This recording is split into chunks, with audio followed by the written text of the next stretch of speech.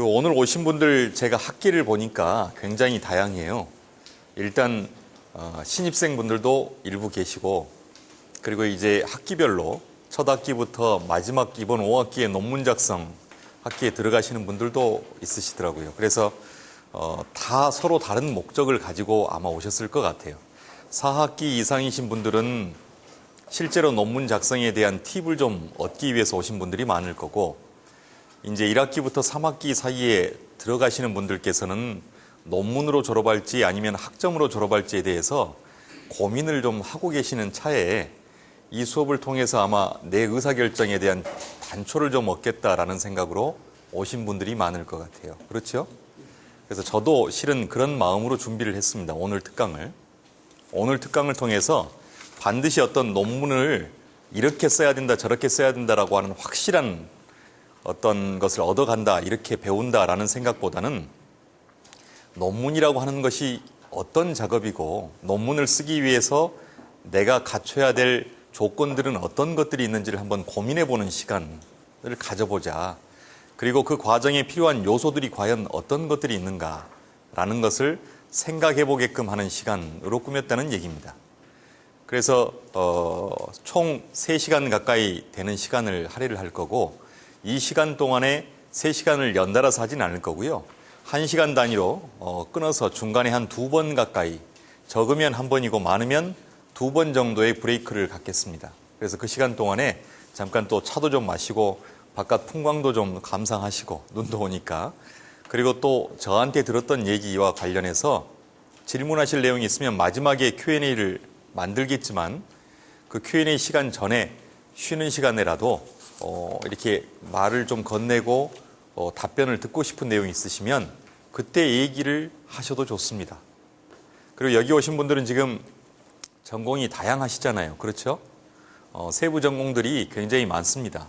한 10여 개의 세부 전공에 계신 분들이 다 모여있기 때문에 각 전공의 특성을 모두 살려서 제가 언급하기는 어렵습니다. 하지만 전공의 특성과 상관없이 논문이라고 하는 여정을 시작한다고 하면 그 과정에서 반드시 고려해야 될 원칙들은 거의 동일합니다.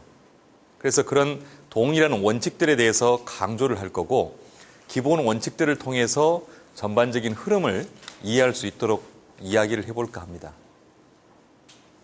여기까지 이해 안 되시는 건 없죠? 전체적인 흐름을 말씀드린 거고, 그러면 이제 시작하겠습니다. 논문을 여기에 제가 써놨는데요.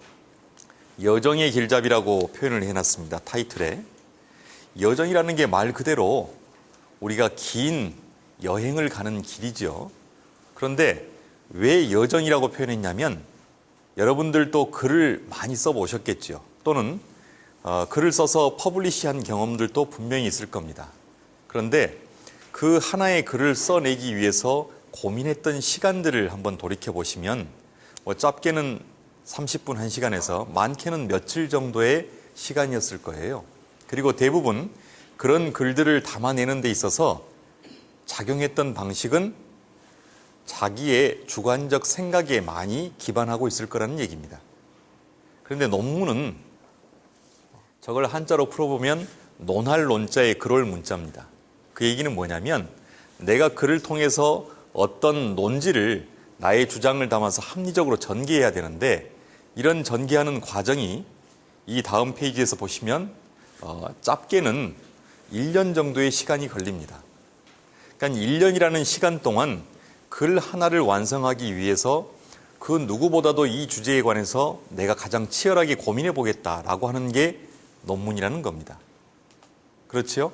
그러니까 꽤 긴 여정입니다. 꽤 긴 여행이고 꽤 긴 코스라는 얘기예요. 그런데 그 과정에서 여러분들이 고려해야 될 사항들이 꽤 많습니다. 실은 5학기 때 학점이 아니라 논문으로 졸업을 하시겠다라고 하는 분들은 어떻게 보면 4학기까지는 논문을 본격적으로 쓰기 위한 준비 과정으로서만 2년의 시간을 보내는 겁니다.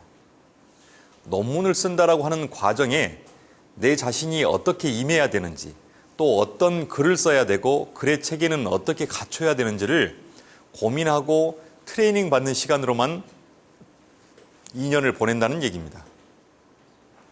그래서 그런 트레이닝 과정이 여러분들이 마지막 5학기 때 꽃이 피어나는 게 바로 논문이라고 하는 아웃풋, 결과물이 되는 겁니다.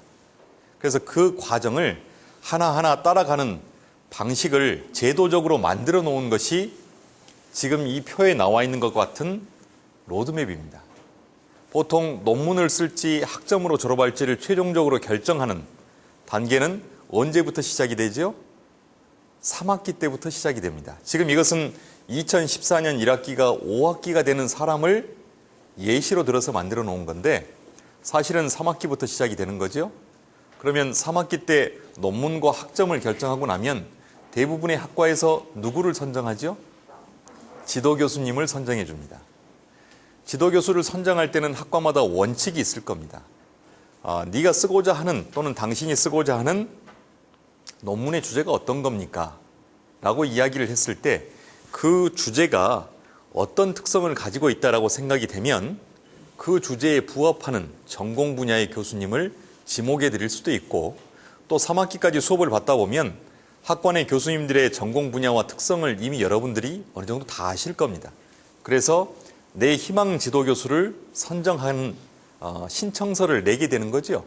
그러면 그 지도교수님하고 호흡을 맞춰갈 수 있도록 준비를 하는 겁니다.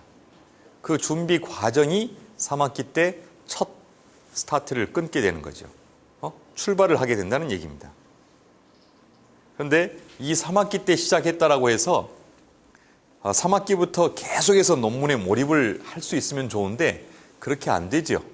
그래서 4학기, 5학기에 단계적으로 어떻게 여러분들의 생각과 절차를 발전시켜 나가야 됩니다라고 해서 제도화 시켜놓은 틀이 바로 이런 겁니다. 보통 4학기 차에 여기 보시면 학위 논문 작성 계획서를 제출한다고 되어 있는데 학위 논문 작성 계획서는 3학기 때 여러분들께서 나는 어떠어떠한 생각을 가지고 있는데요 라고 하는 아이디어 수준이었다면 그 아이디어를 조금 구체화시켜 보는 거죠. 그래서 이러이러한 주제로 이러이러한 연구 문제에 대해서 어떤 문제의식을 가지고 어떻게 접근해 보고자 합니다 라고 하는 계획서를 제출하는 단계가 4학기입니다. 그런데 4학기가 끝날 때 제출하는 게 아니라 4학기 중반에 보통 제출을 합니다. 이 프로세스까지 오기까지에는 실은 그 전에 3학기가 있는 거죠. 자, 그러면 여기서 한 가지 여러분들이 아무리 천부적인 재능을 가지고 있어도 3학기 때 논문 쓰겠다라는 결심을 밝히고 나서 바로 연구 주제로서 적합한 아이디어가 4학기 때 확 떠오르지 않습니다. 그렇죠. 그래서 저도 나중에 얘기를 하겠지만 기본적으로 1학기, 2학기, 3학기를 거쳐오는 동안 여러분들 스스로가 내가 연구 주제로 하고 싶은 것들을 정교화하는 과정을 거치기를 희망합니다. 예를 들어서 1학기 때는 아주 러프한 막연한 대상이란 말이에요. 그런데 공부를 하다 보니 2학기 때는 이렇게 사각형이었던 눈사람을 조금 모서리를 깎아보면 어떨까라는 느낌을 가지게 되는 겁니다. 이건 모서리를 깎는다라고 하는 것은 뭐예요? 자기가 사각형이었던 눈 덩어리가 좀 더 모서리를 깎아보면 눈사람의 형태를 가져갈 수 있을 것 같다라고 하는 이론적 프레임을 한 학기 동안 배웠기 때문에 가능한 겁니다. 그래서 그걸 깎고 나면 이제 모서리가 없어진 눈사람의 마른 목골 정도가 나오겠죠. 그리고 2학기 때 가면 다시 그 마른 목골의 모서리를 다시 한번 칠 수 있는 능력을 갖추게 되는 겁니다. 그리고 3학기, 4학기로 오면서 이게 하나의 원형처럼 동그란 눈사람이 되는 거죠. 그런데 그 눈사람을 동그라미 2개만 가지고 있는 정도의 수준까지밖에 못 오는 게 대부분 4학기 때 여기 나와 있는 것처럼 학위 논문 작성 계획서입니다. 눈사람을 어떻게 이어붙여야 되는지, 또 같은 동그라미라도 어떤 동그라미를 위에 놓고 어떤 동그라미를 아래에 놔야만 눈사람의 형태가 좀 더 번듯하게 나올 것인지, 이런 작업들이 필요한 거죠. 그래서 그런 작업들을 위해서 뭘 하는 겁니까? 지도교수와 끊임없이 상의하고 또 고민의 결과를 갖다 드리면서 내 생각 중에서 뭔가 다듬어지지 않는 것들을 지속적으로 다듬어가는 과정을 거치게 되는 겁니다. 그러고 나면 5학기에 접어들게 되는데 이 5학기에 접어들게 되면 대부분 어떤 것들을 하냐면 학과별로 4학기 말에 하는 학과도 있고 5학기 초입에 하는 학과도 있습니다. 저 같은 경우는 제가 소속이 미디어 MBA 주임 교수로 되어 있기 때문에 미디어 MBA의 사례를 들면 4학기 중반부터 논문 지도가 들어가서 5학기 초입이 되면 논문 프로포절이라는 걸 합니다. 그것은 논문 작성 기본 프레임을 가지고서 전체 교수와 전체 대학원생 앞에서 발표를 하는 겁니다. 물론 발표를 한다는 것은 뭘 하기 위한 거죠? 일방적으로 통보를 하기 위한 게 아니에요. 내가 지금까지 다듬고 다듬었던 생각들이 이런 설계도를 만들었으니 이 설계도에 허점이 있다면 여러분들께서 지적해 주십시오. 라는 생각으로 본인의 지도교수 외에도 다른 교수들과 학과 내의 다른 교수들과 그리고 전체 대학원생들에게 공개를 하는 거죠. 공개를 한다는 것은 질타를 받기 위한 게 아닙니다. 물론 질타를 받을 수도 있어요. 지금까지 5학기가 될 때까지 기껏 다듬었다는 설계서가 이 정도 수준이면 너는 문제가 있다라고 질타를 받을 수도 있지만 그때 차라리 질타를 받는 게 낫지 논문 다 썼다고 심사 들어가는데 이거 가지고는 심사 못합니다. 그때 와서 한참 정상을 향해서 한 8분 능선쯤 올랐는데 이 산이 아닌 것 같아요 라고 얘기할 수는 없는 거 아닙니까? 그렇죠? 그래서 그런 과정을 거치는 거죠.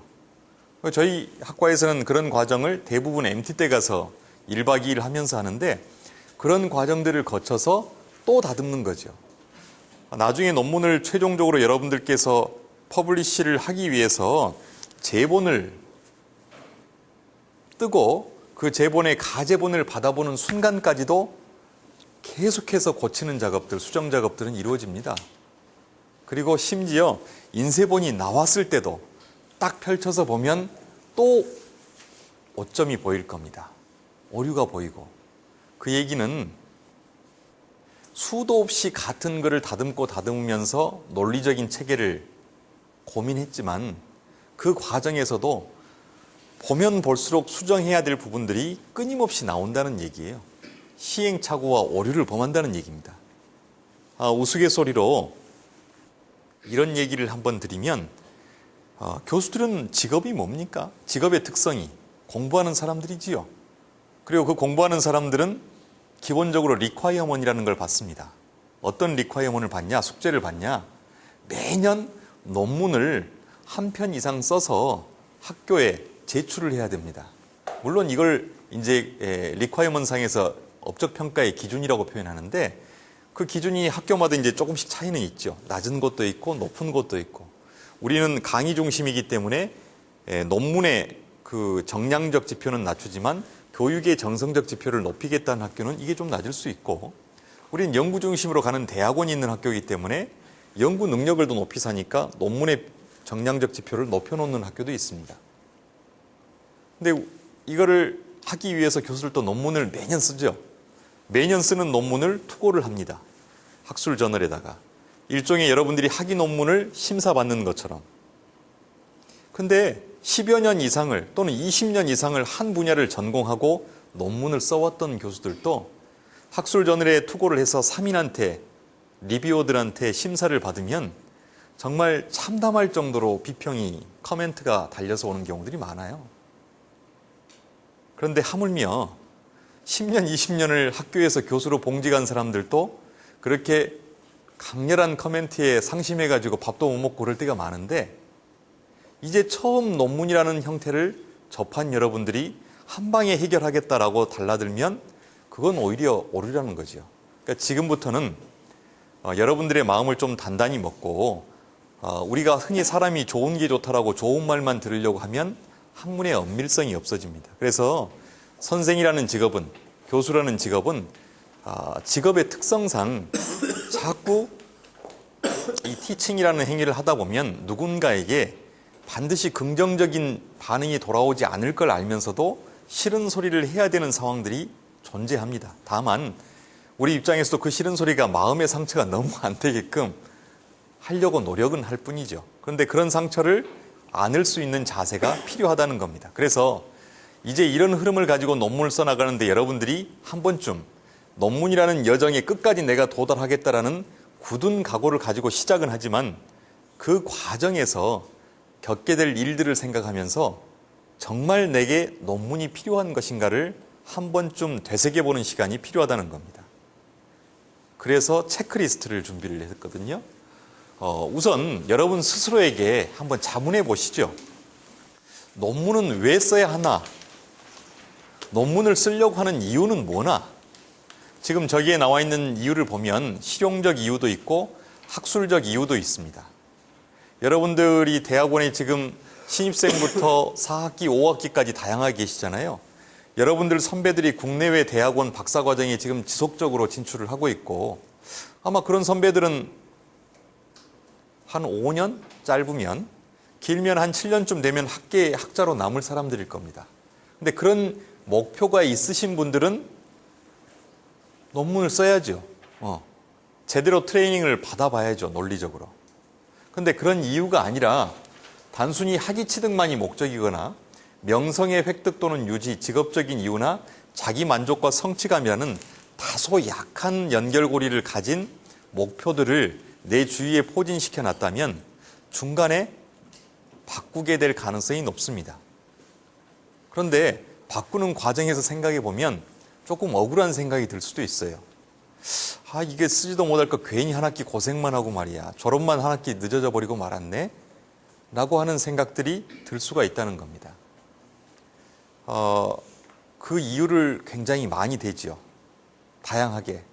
나는 역시 논문 쓰기에는 나이가 조금 있었어. 라든지 논문을 열심히 쓰려고 했는데 회사 상황이 여전히 어려웠어. 요 시기에 내가 딱 대학원에 입학을 해가지고 아주 잘못된 선택을 했을 뿐이고 이런 생각들로 자기를 합리화시키면 마음은 편합니다. 그렇죠? 마음이 편해요. 그러면 그걸 우리 귀인 이론이라고 그래요. 뭔가 원인이 발생했는데 그 원인을 자꾸 내 자신이 아닌 다른 외부 요인들의 탓으로 돌려버리고 나면 나는 면피의 자유로움을 얻기 때문에 상당히 마음이 편해집니다. 얼마든지 그렇게 하세요. 그래야 마음이 편하니까. 그렇지 않으면 이게 속병이 생깁니다. 그런데 그런 과정을 겪게 될 경우에 지나온 시간 동안이 너무 애썼던 과정이 다소 억울함이 들 거예요. 그래서 물론 하다가 안 되면 돌아올 수는 있지만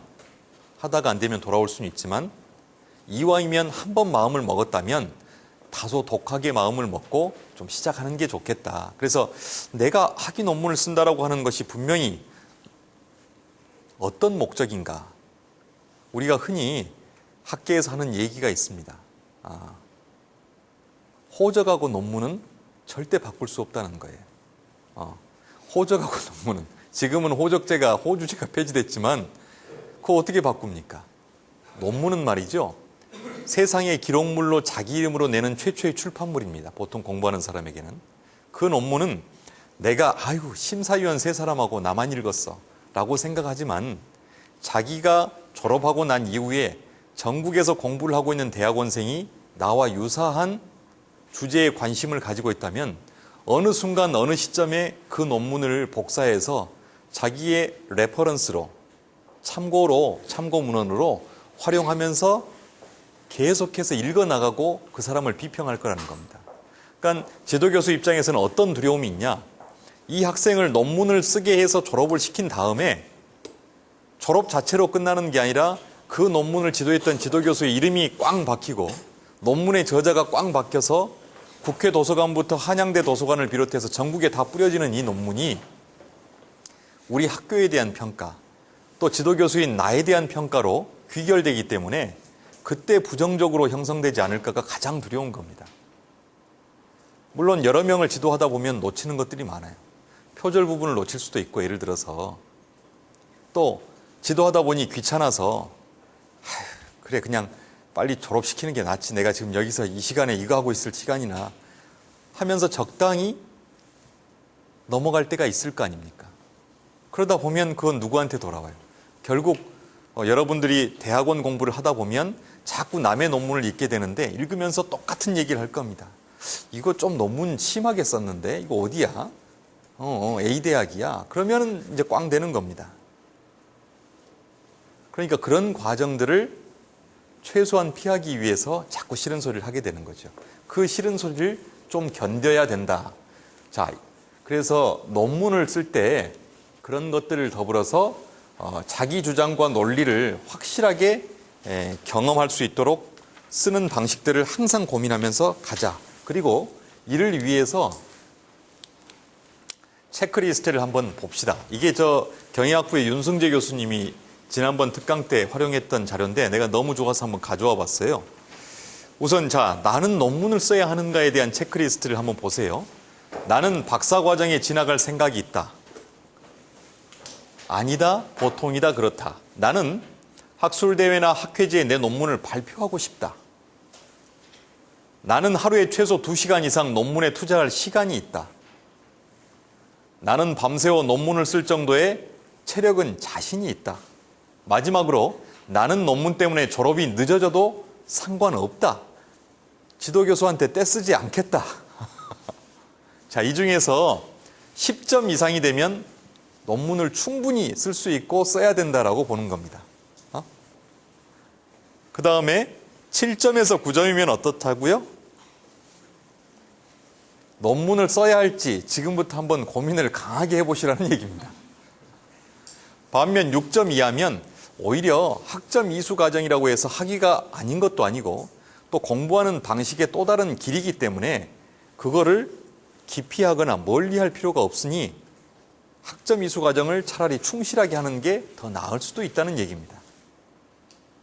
여기서 10점 이상 되시나요, 다들? 자신할 수 없어요?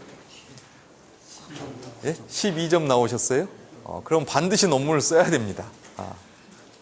반드시 논문을 써야 돼요. 근데 7점에서 9점 사이에 나오신 분들이 상당히 애매할 거예요. 정말 이거 확 고민해봐야 되는데 어떻게 어떤 방향으로 고민을 해야 될지가 상당히 고민이실 겁니다. 오늘 이 시간이 거기에서 의사결정을 하는 단초를 확실히 제공받는 시간으로 가져가기를 바라겠습니다. 자, 다음 두 번째 체크리스트를 한번 보시죠. 논문을 쓰는 과정에 대한 이야기입니다. 나는 특정 분야에 대해서 누구보다 잘 알고 있기에 누가 통계만 도와주면 논문을 쓰는데 별 문제가 없을 것 같다. 이런 생각을 가지고 있는 정도가 어느 정도냐는 겁니다. 0에서부터 2점 사이에 한번 체크리스트에 체크를 해보세요. 또 나에게 영어는 외계어다. 영어로 된 논문은 읽고 싶지 않다. 그런가요? 세 번째, 나는 석사학위 논문 정도는 일주일이면 쓸 수 있다. 이 정도의 자신감 있으세요? 나는 한글 맞춤법에 신경 쓰는 사람을 이해 못하겠다. 다섯 번째, 나는 교수나 선후배에게 도움을 요청하는 것이 귀찮고 부담스럽다. 마지막으로, 나는 누가 내 자존심을 건드리는 건 용납할 수가 없다. 여기에서도 마찬가지로 8점 이상이 되면 학점 이수 과정이 더 적합하다는 결론을 냅니다. 그런데 5점에서 9점이면 고민을 해야 되고 4점 이하면은 훌륭하게 논문을 쓸 수가 있습니다. 4점 이하가 되려면 어때요? 거의 대부분 아니다 쪽에 와야 됩니다. 보통이다는 하나 둘 정도로 포함돼야 된다는 얘기예요. 그렇죠? 여기서 전부 4점 이하 맞나요?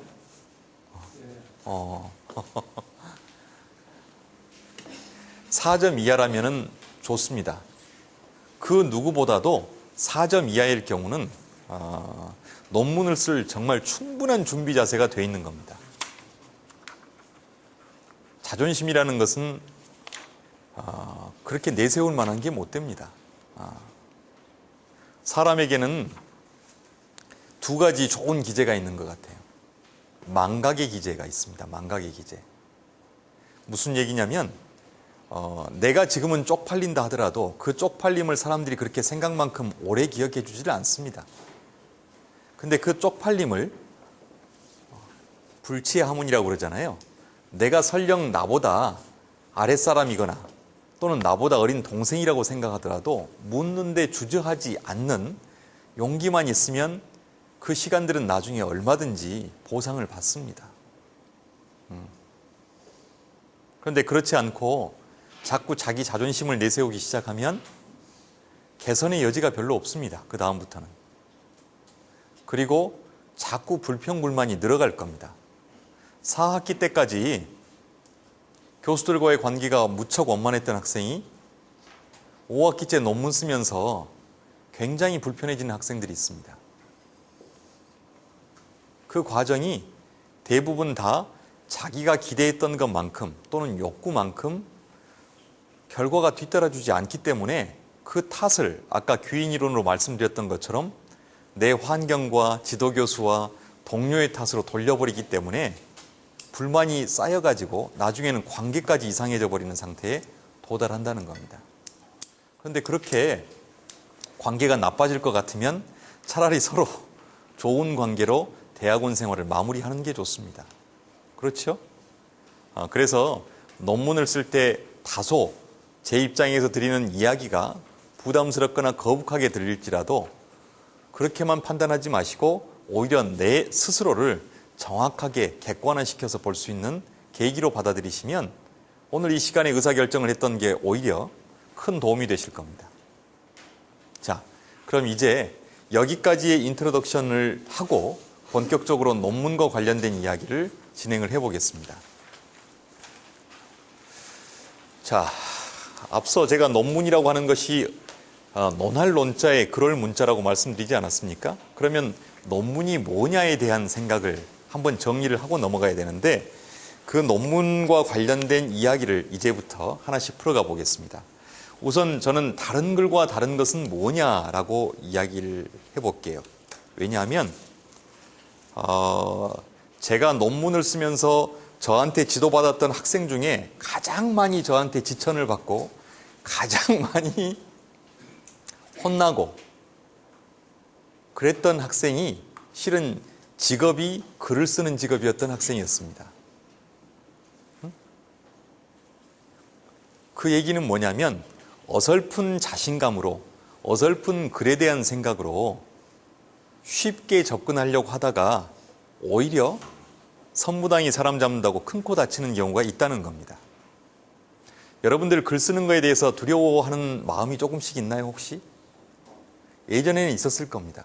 수필 하나만 써줘 라고 해도 되게 어렵게 생각하고 도대체 글의 첫 문장을 어떻게 시작해야 하지? 라는 것 때문에 불편해하고 이렇게 글을 풀어가는 게 맞는 건가? 라는 생각을 할 때도 있어요. 그리고는 나도 모르게 어디선가 본 듯한 문장들을 자꾸 따라가는 패턴을 따라가는 경우들이 있습니다. 그러다 보면 예전에 어디 시골 면에 사는 면장님의 연설문 같은 글이 나와버릴 때가 있어요. 응? 그런데 글을 조금 써봤다고 하시는 분들은 그런 어려움은 없는데 자기가 써왔던 패턴에 갇혀 있는 경우들이 있어요. 그래가지고 수업을 할 때 저는 매 학기 학생들에게 텀페이퍼라고 해서 학기말 페이퍼를 발표를 시키는데 발표를 시키고 나중에 그거를 텍스트 베이스된 페이퍼로 받아보면 이게 혼재되어 있는 글들이 많아요. 주관과 객관이. 근데 논문은 논할 논자를 쓸 때 가장 좋은 설득의 기제로 쓰는 방식은 뭐냐면 나의 주관을 최대한 배제했다는 것을 강조하는 겁니다. 내가 주관을 배제하고 나의 주장을 펼치는데 이 논리에 당신이 설득을 당할 수 있느냐 없느냐를 가지고 판가름을 내는 거예요. 그런데 자꾸 과거에 에세이를 쓰거나 수필을 썼거나 또는 주관적인 어떤 견해를 밝혔던 글을 논문이라고 하는 형식에 그대로 접목을 하려고 하는 경우가 첫 번째 오류가 많고요. 두 번째는 대부분 공부를 석사과정 와서 처음 해보시는 분들은 이렇게 긴 호흡의 글을 써본 적이 별로 없어요. 학위 논문 보시면 어때요? 선배들 학위 논문을 보면 또는 수업하면서 레퍼런스 체크하기 위해서 다른 사람의 학위 논문을 가져다 볼 경우들이 있는데 학위 논문들의 분량이 어떻든가요? 보통 짧은 것도 우리 인문사회과학 계열에서는 한 7, 80페이지 전후되고 좀 길면 막 100페이지 넘어가고 그러죠. 그런데 이게 원고지 100장도 아니고 A4로 100페이지면 제법 양이 되는 겁니다. 근데 그 양을 채워본 적이 없는 거죠. 책을 출판하기 직전 단계의 수준까지의 분량으로 써본 적이 없는 겁니다. 긴 호흡의 논리적인 글을 쓰지를 못하다 보니까 자기가 쓰던 패턴에 갇혀가지고 어느 부분에서 어떻게 논리적 단계를 밟아야 되는데 그걸 다 스킵해버리고 바로 결론부터 막 쑤시고 들어오는 경우들이 있어요. 근데 어느 누구도 거기에 대해서 동의를 안 해줍니다. 나중에 글을 쓰는 것과 관련해서 이야기를 하겠지만 논리적인 글로서 논문은 반드시 근거에 입각해야 됩니다. 그걸 우리는 논하기 위한 근거라고 해서 논거라고 표현을 하는데 논거가 없는 문장은 일절 인정하지 않습니다. 그 차이를 이해하지 못하면 논문을 진행시키기가 어려운 거죠. 자, 그러면 이제 논문이란 어떤 것들인지 한 4가지 단계로 나눠서 살펴보고 잠깐 브레이크를 갖도록 하겠습니다. 첫 번째, 논문이 뭐냐? 여기에서는 실제에 대한 탐색으로서 논문이라고 그랬어요.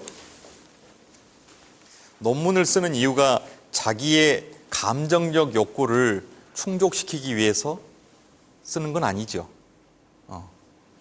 논문을 쓴다라고 하는 학문적 행위를 하는 방식과 또 그 결과에 대한 욕구는 뭐냐면 내가 이 사회에 문제의식, 가지고 있는 문제의식을 발로 표현을 해서 그 표현 방식이 정당하다라고 인정받아서 다른 사람에게 주장하기 위한 겁니다. 학문을 하는 사람들은 기본적으로 문제의식을 항상 가지고 출발을 하는 거죠. 그런데 그 문제의식이 나만의 문제의식으로 끝나지 않고 실제, 사회적 실제에 대한 탐색으로서 출발을 하는 겁니다. 내가 우리 새끼 공부를 어떻게 잘 시켜가지고 어떻게 좋은 대학에 보낼까를 가지고 하는 게 아니라는 얘기예요. 나 혼자의 개인적인 욕구를 충족시키기 위해서 논문을 쓰는 게 아니라는 겁니다. 그래서 대부분 자기가 전공하고 있는 분야는 세상을 바라보는 프레임, 틀이 되는 겁니다. 제가 지금 저 바깥의 풍경을 바라보고 있는데 저 바라보는 풍경은 전부 다 뭘 통해 바라보는 겁니까? 사각형의 창틀을 통해서 바라보죠. 세상은 사각형의 범위를 벗어나서 제 시야에 들어올 수가 없습니다. 그런데 이렇게 깨끗하게 사각형의 틀로 바라보기 때문에 하나하나 창문을 이어붙이게 되면 저 밖에 있는 산의 전체적인 형세를 이해할 수 있듯이 논문을 쓴다는 것은 이론적 프레임을 가지고서 이 세상을 재단하는 겁니다. 그런데 그 프레임이 자기 전공 영역에 이론적 프레임을 가져오는 거죠. 제가 전공하고 있는 미디어 분야 같은 경우는 미디어 이론을 가지고서 사회적 현상을 해석하고 예측하고 판단하는 겁니다. 부동산 전공이시면 어떠겠어요? 당연히 부동산 학에서 나오는 이론적 프레임을 가지고 이 사회가 어떻게 구조화되고 어떻게 움직여가고 그 과정에서 어떤 사회적 이슈들이 발생하고 있고 그것에 대한 솔루션은 뭐고 라는 것을 얘기할 수 있는 겁니다. 그렇죠? 그래서 논문은 단순한 믿음에 근거하지 않고 어떤 문제에 대해서 자신의 주장의 근거를 조사라고 하는 합리적 방법을 통해서 입증하고자 하는 일정량의 글의 집합이라고 표현할 수가 있는 거죠. 제가 미디어를 전공하고 있는데 느닷없이 세상에 대한 이야기를 할 때 갑자기 공학적인 이야기를 꺼낸다. 아무도 귀 기울여 주지 않을 겁니다. 왜? 네가 가지고 있는 프레임이라고 하는 게 지극히 주관적이거나 지극히 표면적인 수준의 프레임밖에 안 될 테니까 거기에 무게를 실어주기는 어려워라고 생각하는 거죠. 내가 전공하고 있는 영역의 전문성을 발휘해서 세상을 바라보게끔 해주는 겁니다. 그 프레임을 획득하기 위해서 1학기부터 4학기까지 여러분들은 이론 공부를 하는 겁니다. 그런데 이런 이론 공부라고 하는 것이 어떤 의미를 갖냐? 바로 실수를 줄여주는 거죠. 세상을 바라보는 많은 선각자들의 고민의 결과로서 탄생한 이론이라고 하는 프레임을 가짐으로 인해서 여러분들이 자기 전공에서 어설프게 재단하는 방식을 지양하도록 해준다는 겁니다. 그럼 논문이 아닌 거는 뭐냐? 실제에 대한 탐색이 없는 거예요. 실제에 대한 탐색이 없어요. 공상을 논문이라고 하진 않죠. 그리고 자신의 주장이 없는 것. 흔히 학부생들이 가장 많이 하는 오류 중에 하나, 대학원생들이 가장 많이 하는 오류 중에 하나, 대학원생들은 그래도 좀 적게 하죠. 제 학부생들 대상으로 리포트를 하나 내라고 하면 빠지지 않고 구성 요소로 등장하는 게 있어요. 어떤 구성 요소냐? 뭐에 대해서 리포트를 써와봐. 자기 주장이 없습니다. 이것저것 긁어가지고 장점은 어떻고 단점은 어떻습니다. 양시양비론으로 딱 가져옵니다. 폼은 그럴듯해 보이는데 그거 아무짝에도 쓸모없습니다. 네 리포트를 통하지 않고서도 이런 이야기는 얼마든지 널려 있어서 내가 굳이 접할 필요도 없어 라는 얘기죠.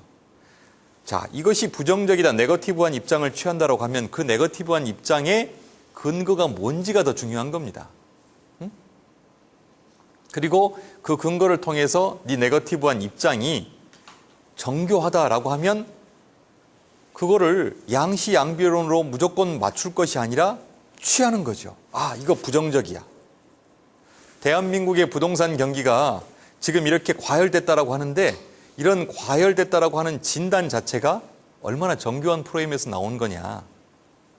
과열이 아니다라고 인식을 했다면 과열이 아니라고 하는 것을 정확하게 진단을 해서 근거를 제시하면 과열이 아니기 때문에 거기에 맞춰서 다른 정책도 가능한 겁니다. 솔루션이 거기에 맞춰서 나와야 되는 거죠. 그런데 흔히 과열일 수도 있고 과열이 아닐 수도 있습니다. 과열이라고 보는 입장은 이렇고요. 아니라고 보는 입장은 이래요. 그래가지고 레포트를 내버리면 하나만한 얘기라는 거예요. 미디어와 관련된 현상을 예를 들면 영상물 등급제라는 거 혹시 들어보셨나요? 여러분들 TV 보시면 화면 우측 상단에 이게 또는 화면 정 가운데에 몇 세 이상 시청가 뭐 이런 거 나오죠. 영화도 19금이 어떻고 뭐 이런 얘기 나오죠. 12세 이상 관람가. 이거 왜 그러는 겁니까? 미디어 컨텐츠가 우리의 의식 속에 미치는 영향이 생각보다 훨씬 크기 때문에 정신적으로 또는 생물학적으로 몇 세 이상이 시청했을 때만이 이 컨텐츠를 해석적으로 해독해서 받아들여서 단순히 따라하는 학습 효과를 발생시키지 않을 거다라는 믿음에서 출발하는 겁니다.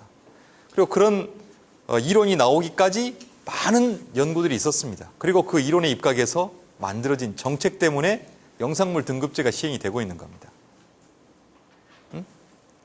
그런데 요새 애들이 워낙 조숙해가지고 이게 필요 없는 것 같다. 또는 지금의 이런 연령 기준 자체가 현실을 제대로 반영하지 못하고 있다. 과거 30년 전에, 20년 전에 영상물 등급제에서 선정한 연령 기준이 지금은 한 10세 이상 낮춰져야 될 것 같다. 그 근거가 필요한 겁니다. 그냥 단순히 우리 애를 보니까 너무 조숙하던데요. 이것만으로는 답이 안 되는 겁니다. 그렇죠? 그래서 주장을 명확히 할 필요가 있다. 자, 그러면 이런 주장을 어떤 방식으로 풀어갈 것이냐의 문제가 남을 겁니다. 그렇죠? 귀납과 연역에 대한 이야기 많이 들어보셨죠? 귀납을 아마 고등학교 때쯤, 중학교 때 배웠을까요, 우리가? 고등학교 때 배우셨습니까?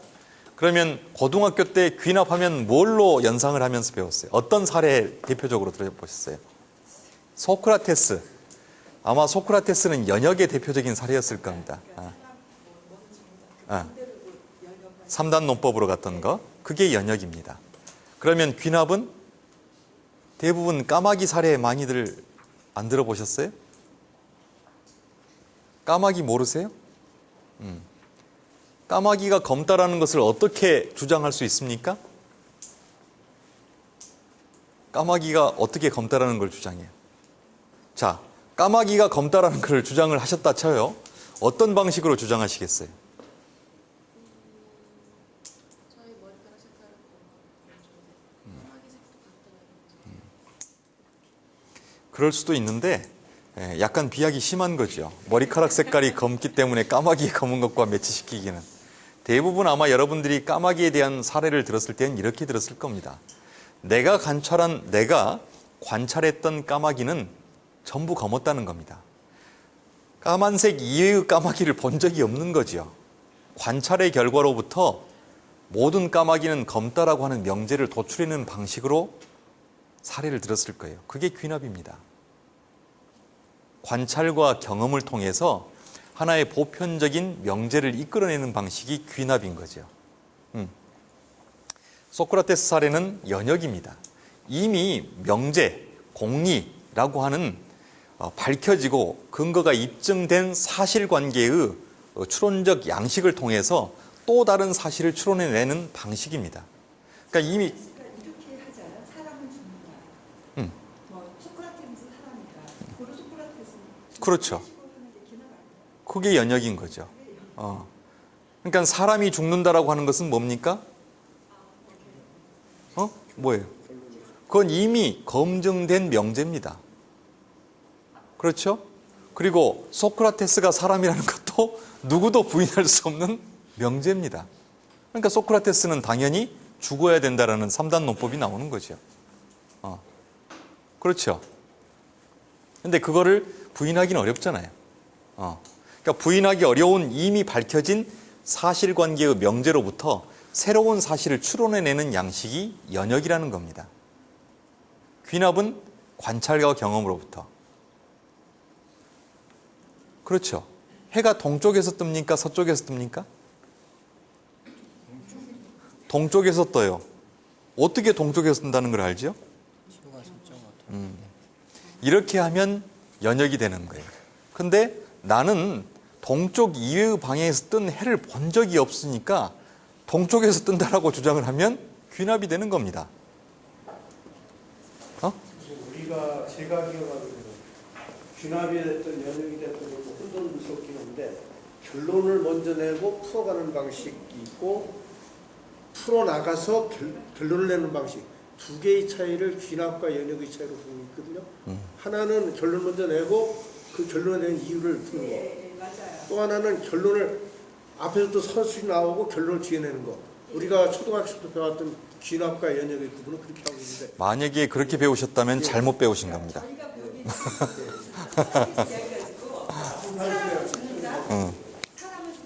아예 잘못된 건 아닌데 그것은 형식면의 논리일 뿐이고 전체적으로 추론해 나가는 과정으로서의 결론은 제가 말씀드린 게 맞습니다.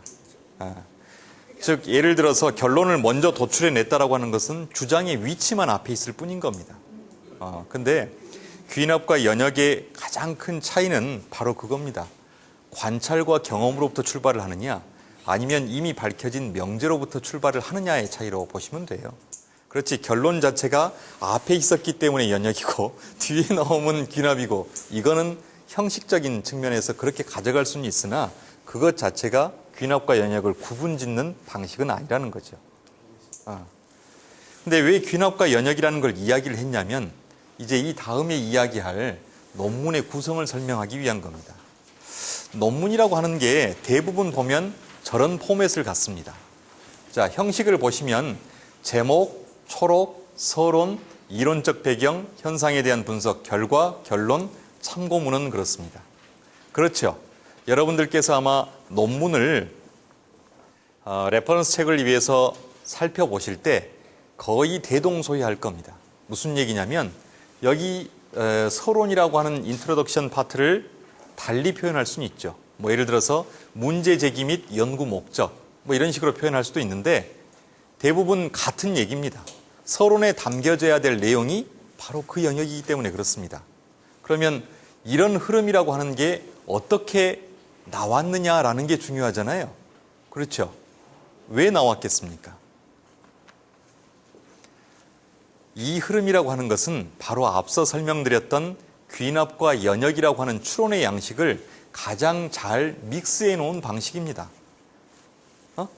무슨 얘기냐면 지금까지 수도 없이 수백여 년 전부터 논문이라고 하는 자기 주장을 논리적으로 펼치기 위해서 사람들이 많은 포맷을 시도했겠죠. 그런데 그렇게 시도했던 포맷들 중에서 가장 합리적인 방식으로 체계화된 것이 지금의 저 포맷이라는 겁니다. 그러니까 여러분들이 새로운 포맷을 시도해서 새로운 양식을 창출하겠다라는 욕구가 강하지 않는 한은 웬만하면 이 포맷을 따라가는 것이 논리적 사고 체계의 유연성을 충분히 확보할 수 있는 방식이라는 것을 고민해 볼 필요가 있다는 것이죠.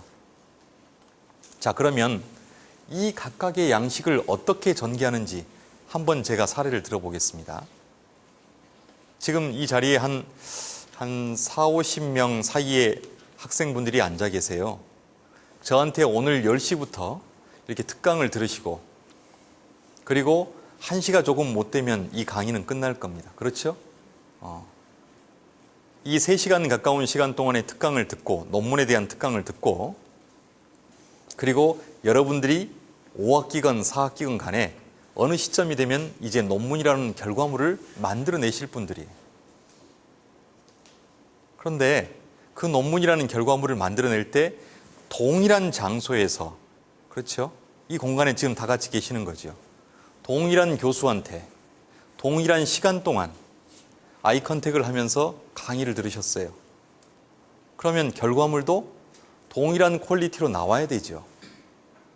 그런데 나중에 가보면 어떤 사람은 정말 최우수 논문이 될 수도 있고 어떤 사람은 그저 평범한 수준의 논문이 될 수도 있고 어떤 사람은 겨우 졸업을 위한 요건만 맞춰서 논문을 통과시키는 분들도 분명히 나올 겁니다.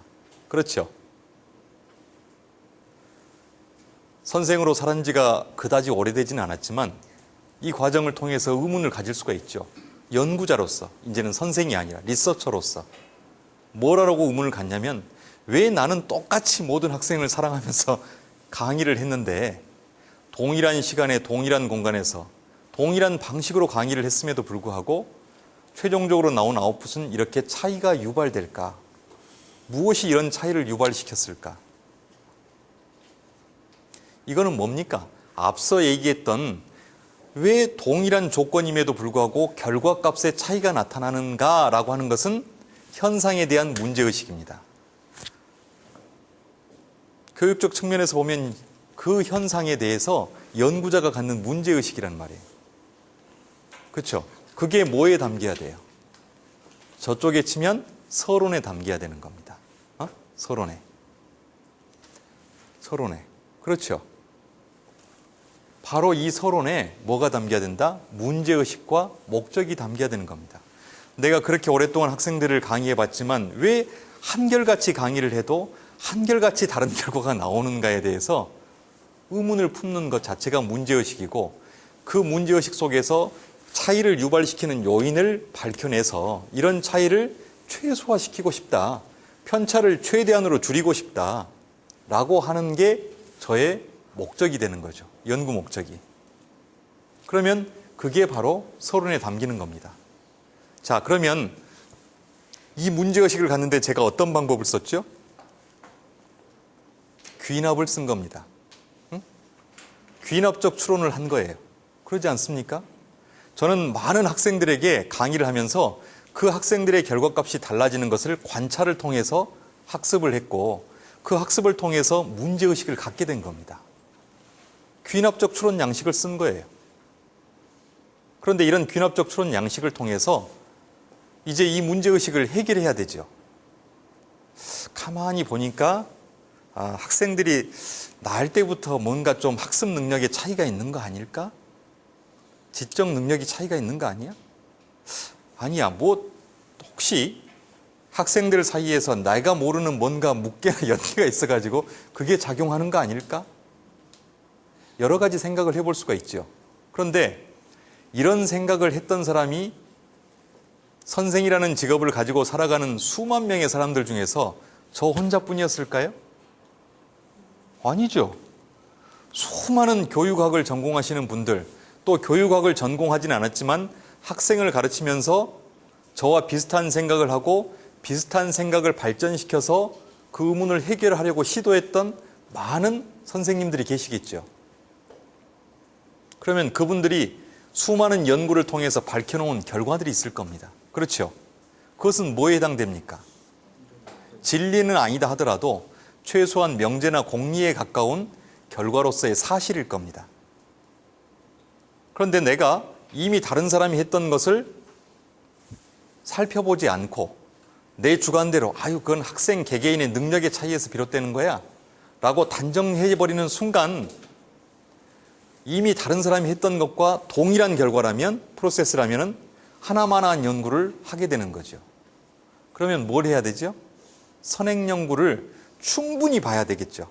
저와 비슷한 생각을 가지고 문제의식을 가지고서 출발했던 연구자들의 연구 결과와 그 연구 결과를 통해서 나온 이론화된 모델들을 충분히 살펴야 됩니다. 그러면 이론화된 모델들을 살핀다라고 하는 것은 뭐예요? 연역적 추론을 하는 겁니다. 그게 뭐에 들어가는 겁니까? 이론적 백그라운드가 되는 겁니다. 이론적 백그라운드는 내가 현상을 통해서 살폈던 문제의식이 이미 정제된 형태로 명제나 공리 수준의 아웃풋으로 정리되어 있는 기존의 연구들을 통해서 나의 생각을 발전시키겠다라고 하는 추론을 하는 거죠. 연역적 추론이 되는 겁니다. 그 연역적 추론을 통해서 뭘 도출해내는 겁니까? 내가 단순히 개인의 능력 때문이야 라고 생각했던 생각 자체가 이미 밝혀졌던 사실이라면 그 개인의 능력이라고 하는 것을 좀 더 정교화할 수 있는 지점을 발견하게 되는 겁니다.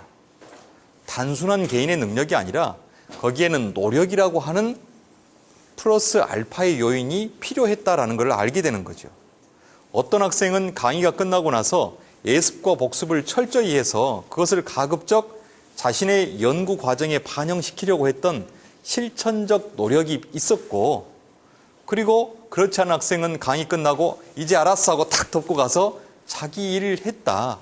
그러면 단순한 개인의 능력이 아니라 그 개인의 능력이 강의의 결과를 어떻게 체화, 자기 몸에 붙여가지고 활용하려고 하는가에 대한 노력의 과정들이 결부되어야만 기존의 명제들에서 새로운 사실들을 도출해내기 위한 과정으로 구체화될 수 있다는 걸 알게 되는 거죠. 안 그렇습니까? 자, 그러면 그 과정을 이제 나는 뭘로 바꿔야 되는 겁니까?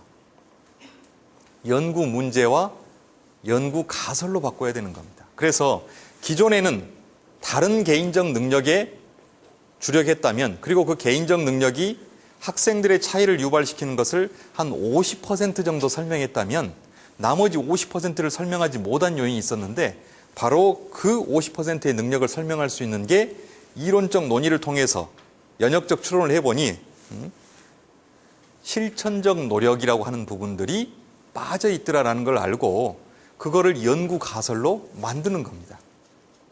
그러면 그게 어디에 들어가냐? 이론적 배경을 통해서 마지막으로 자기의 주장을 학술적 진술문의 형태로 밝혀놓은 연구 문제 혹은 연구 가설이 되는 겁니다. 여기까지 이해되시죠? 그러면 연구 가설까지 나오면 그 다음에 뭐가 돼요? 연구 가설까지 나오면. 그렇죠. 그걸 네 가설이 맞다는 거를, 네 가설이, 연구자의 가설이 아니라 정설로서 입증받기 위해서 그럼 어떤 프로세스로 이거를 검증했느냐라고 하는 게 필요합니다. 내가 학생을 만나본 게 지금 수천 명인데 더 이상 무슨 검증 과정이 필요합니까? 그 수천 명이 수십만 명의 학생을 다 잘 대표한다고 볼 수는 없죠. 대한민국의 학령 인구만 하더라도 한 70만 명 되는데 그 학생을 내가 만나본 학생이 아무리 많다 하더라도 10,000명도 안 될 텐데 다 대표합니까? 안 되죠. 그래서 뭐라는 겁니까? 내가 비록 나의 경험에서 출발했지만 내가 이 사람들을 통해서 분석하고 분석의 결과를 내가 직접 만나보지 못한 70만 명 중에 69만 명 학생에게 적용해도 충분히 그 현상을 설명 가능하게끔 일반화시킬 수 있을 정도로 과학적 검증 작업이 뒤따라야 된다는 겁니다. 그게 뭐냐? 여기에서 나온 현상에 대한 분석이 되는 겁니다. 여기서 이제 많이 막힙니다. 가설까지는 어떻게, 연구 문제까지는 어떻게 해봤는데 이 가설을 어떻게 입증할 것이냐라고 하는 방법론 메소로로지에서 많이 막혀가지고 좌절을 하거나 컨설팅을 받을까? 누구한테 한번 의뢰를 해볼까? 이러다가 에이! 덮어버리는 경우들이 있다는 거죠. 그래서 대부분의 학과에서 연구조사 방법론이라는 과목을 개설해 놓고 이걸 한 학기 내내 가르치는 겁니다. 그래 가지고 마지막 리절트라고 하는 결과를 도출해내는 거죠. 결과는 뭡니까? 해석입니다. 내가 어떻게 입증해 놨더니 그 입증된 결과를 어떻게 해석해서 시사점을 제공할 수 있겠다라고 라고 하는 해석적 관점을 제시하는 거예요. 그리고 나서 레퍼런스. 표절이 왜 표절인 줄 아시죠?